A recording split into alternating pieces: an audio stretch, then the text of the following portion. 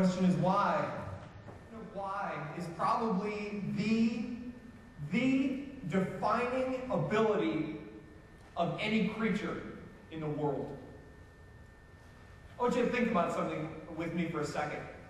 All of your life and my life, for those of us that grew up in the public education system, we have been taught the evolutionary form of life. And we're just kind of random chance, lucky we made it, a little blue dot of a planet out of there in the sea of galaxies. Nothing really special about us. We just happen to have been formed over millions and billions of years, and here we just happen to be in our lives. That's it. Isn't this great? The problem with that is that the law of biogenesis says that only life can bring forth life. And if you start with nothing, you only get nothing. If you start with particles and inanimate, non-personality, non-living types of particles, in the existence that we know of, you can't get life out of any of that. And so even evolutionary theory goes totally against science and against logic.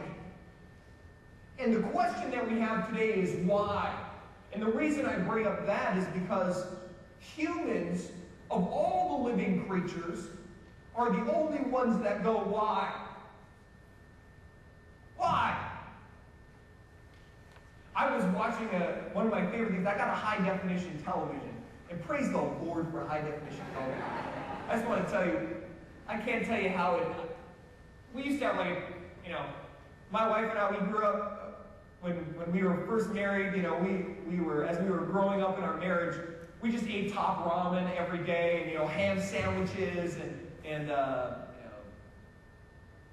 cream cheese on bagels for almost every meal when we first got married. And so now that we've been married for quite a while, I've saved up my pennies and ended up buying a high-definition television. And I can't tell you how it's transformed my life.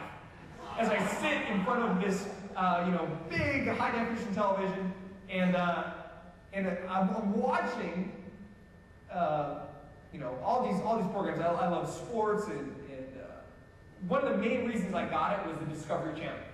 I love the Discovery Channel because I can sit in front of it and watch, the Serengeti and the leopards run and the elephants, stomp on things and whatever else.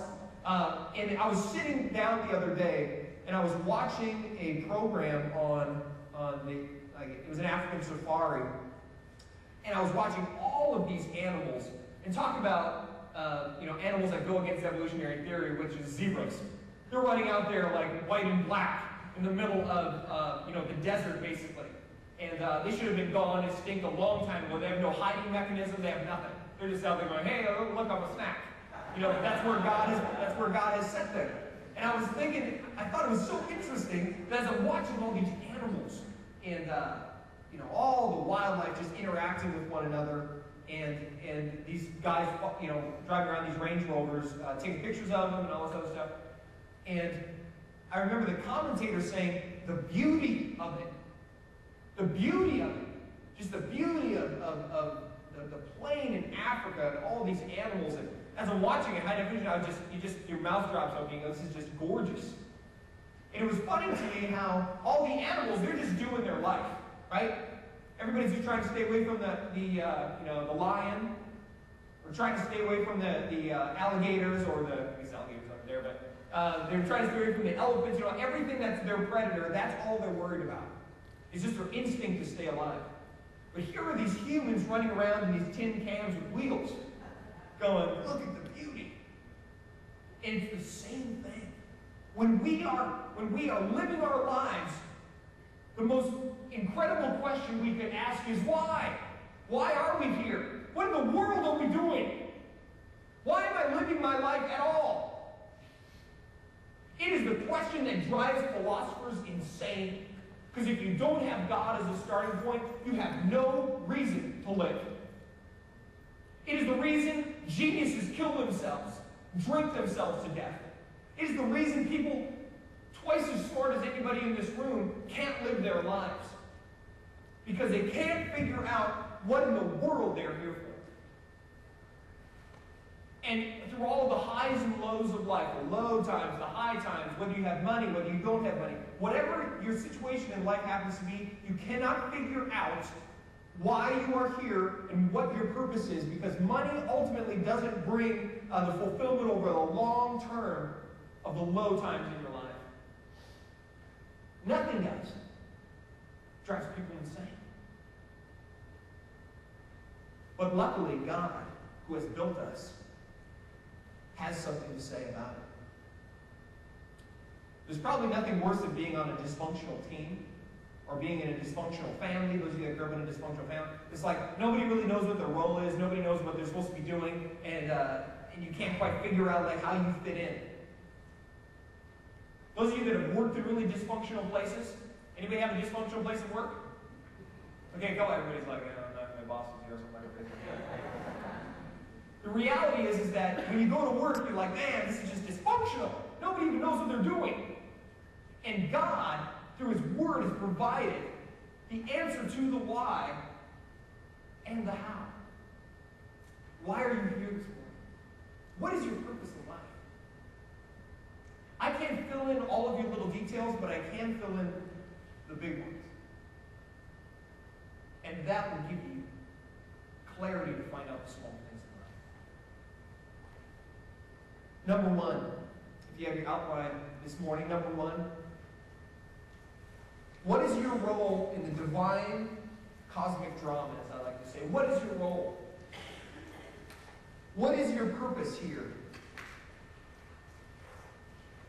Colossians 1, 15 and 17. You know what? You need to take this to Harvard and Princeton and Yale and across the pond to England, to Cambridge.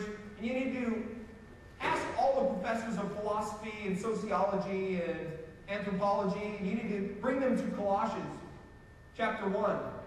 And when they say, we don't really know how life started, we really don't know why we're here, we really don't know how life came out of non-living matter, we really don't know how matter and the laws of physics actually came about, considering pre-Big Bang, the laws of physics didn't even exist, because that's why it's in that state. So how do we even get to where we're at here today? They can't answer that question. Nobody can answer any of those questions. You take them to Colossians. Colossians 1, verses 15 through 17. The answer to the why question. Can you believe it? It's in 2 verses. He is the image of the invisible God, the firstborn over all creation. Who is he talking about? Jesus. Jesus is the image of the invisible God, the firstborn over all creation. For by Him all things were created, things in heaven and on earth, visible and invisible, whether thrones or powers or rulers or authorities, all things were created by Him and for Him. All things were created by Him and for Him. He is before all things. You know why it bothers people? Because we can't figure out how a being can exist eternally. Our brains hit a ceiling when we try to think beyond our natural means. How can Jesus have always existed, never to have begun?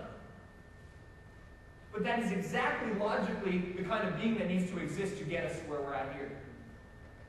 Somebody has to start things. And Jesus built all things in this world. Now I want you to think about this with me for a second.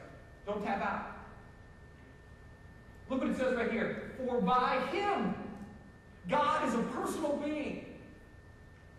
God is not a thought. God is not a force. God is not some figment of someone's imagination. God is a personal being, like you and me. And that has ramifications, because if God is a real person and not a force or a thought or some like thing out there, if He really is a person like you and me with feelings and volitional will, that means a couple of things. One, that means He has a desire.